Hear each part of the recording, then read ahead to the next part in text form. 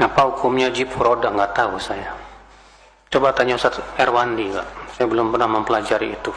Tapi saya pribadi, Pak, memandang ini kok kayak mengambil kesempatan dalam kesempitan, Pak. Saya pernah ditawarkan haji furoda. Saya tanya, boleh saya tahu keuntungan buat saya berapa? Saya pengen tahu aja.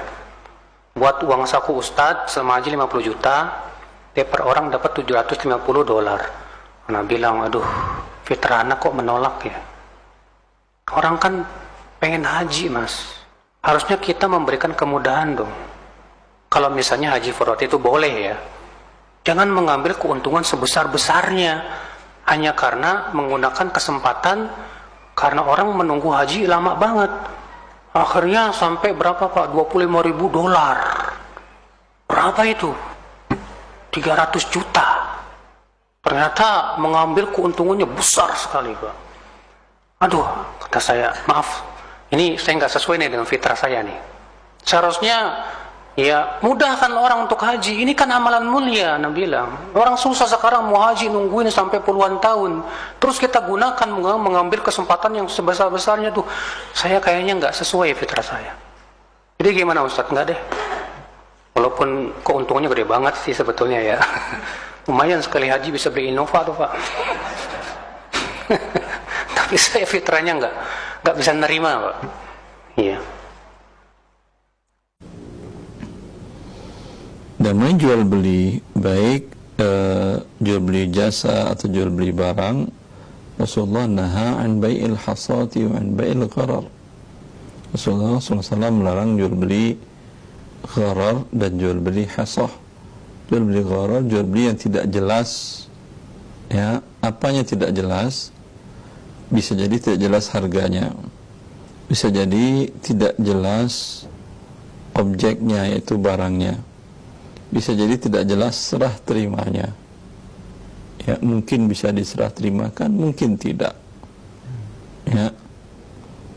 Dan ini dalam jual beli jasa haji furoda, ya. Ini jelas, ini masuk kriteria tidak jelas serah terimanya. Serah terimanya itu adalah jasa berangkat ibadah haji. Ini tidak jelas. Pada saat dia berakad, apakah dia pasti berangkat atau tidak. Memang kalau yang dengan ONH juga tidak jelas Ustadz umpamanya. Ya bisa jadi dia meninggal, betul tidak jelas. Tetapi tingkat ketidakjelasannya lebih rendah. Karena gharar tidak mutlak haram, berbeda dengan riba. Tapi kalau kasus furoda, ya, ini tingkat antara bisa diserah terimakan dan tidak itu tinggi. Bisa dibayangkan tahun 2022 antara yang berangkat dengan tidak, dengan furoda itu yang berangkat hanya tidak sampai 10%. Ya, itu data yang saya dengar, wallahu ta'ala, tentang kevalidannya. Tapi yang saya dengar dari beberapa info dari teman-teman yang di travel, itu tidak lebih dari 10%. Kalau Anda beli suatu barang, jasa, kemungkinan diterimanya 10% itu judi tingkat tinggi. Kalau judi saja dengan mungkin terima atau tidak 50-50, ya, itu namakan dengan judi. Mungkin Anda dapat, mungkin tidak. 50% kesempatannya antara dapat dan tidak, judi. Apalagi ini cuma 10% kemungkinan dapat, 90% tidak, kemungkinan tidak dapat. Maka dari awal ini jual beli yang batal. Bila dia merupakan jual beli yang batil, konsekuensinya tidak ada jual beli. Al-aslu fin nahi yaqtadi al-fasad. Pada dasarnya larangan Nabi SAW menunjukkan akadnya menjadi batil. Bila akadnya batil, tentu tidak ada akad dikembalikan uang sepenuhnya.